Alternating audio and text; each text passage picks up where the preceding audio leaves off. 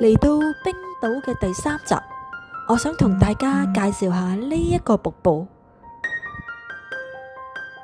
佢叫做塞里亞蘭瀑布，係位於冰島1號環島公路側間，交通便利，喺首都雷克雅維克揸車過嚟大約2小時就到。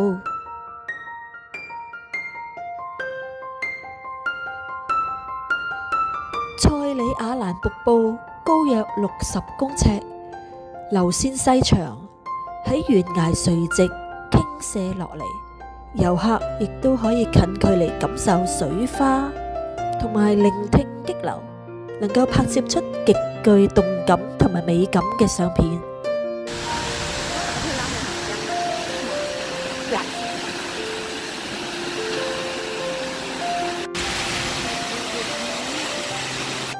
而呢個瀑布最獨特之處在於遊客係可以沿住一條小徑走到瀑布嘅後面，猶如水簾洞，從另一個獨特角度欣賞瀑布。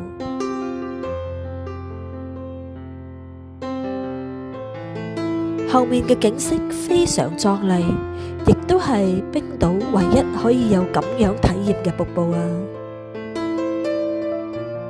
不過如果大家真係有機會嚟到呢個地方行小徑，走到瀑布後方嘅時候，都要小心，因為佢又濕啦，又滑啦，加上如果冬天又凍啦，咁所以都有危險性㗎。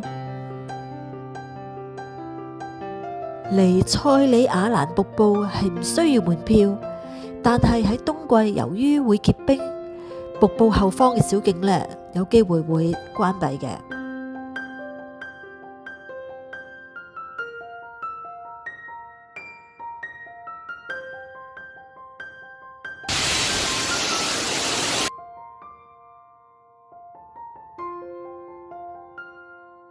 我依家呢已經進入咗瀑布嘅後方，所以我嘅背後已經係白蒙蒙一片，全部都係水花。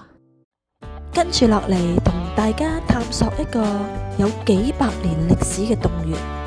呢個洞穴好寬敞，喺1818年至到1905年間，佢曾經係地區議會集會地方。仲有喺洞內嘅天花板上邊生長咗好多蕨類嘅植物。根據當地嘅傳說，佢哋認為呢啲係被施咗魔法嘅，或者具有魔力嘅，甚至同鬼故事有關添。去完洞穴，跟住我哋繼續前進，嚟到冰島南部嘅斯科加瀑布。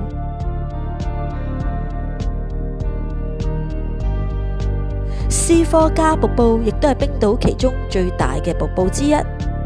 喺陽光充足嘅日子裏面，瀑布產生嘅水霧經常會形成單道或者雙道嘅彩虹。喺瀑布嘅頂部設有觀景平台，遊客可以喺平台上邊俯瞰瀑布同埋周圍嘅景色。不過你必須要行527級樓梯上去，跟住再行返527級樓梯落嚟。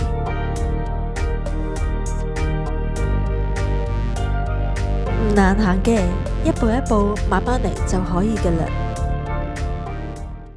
好啦，跟住我哋繼續去冰島南岸一個著名嘅沙灘，佢叫做雷尼斯克沙灘。呢個地方可能好多人都會聽過，因為好多電影同埋電視劇都中意嚟呢度做拍攝嘅場地，例如《權力遊戲》啦，同埋《星際大戰》。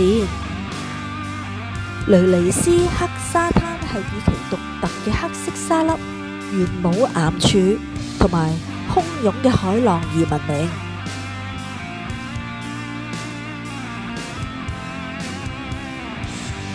根據傳說，話海灘上嘅玄武岩柱係掠直試圖將船拖上岸嘅冰島巨魔，不過喺天光嘅時候被詛咒，終於就變咗石頭啦。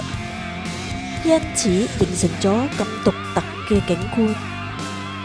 其實佢點解會變成黑沙灘呢？原因係由於火山熔岩同埋海洋交互作用形成嘅。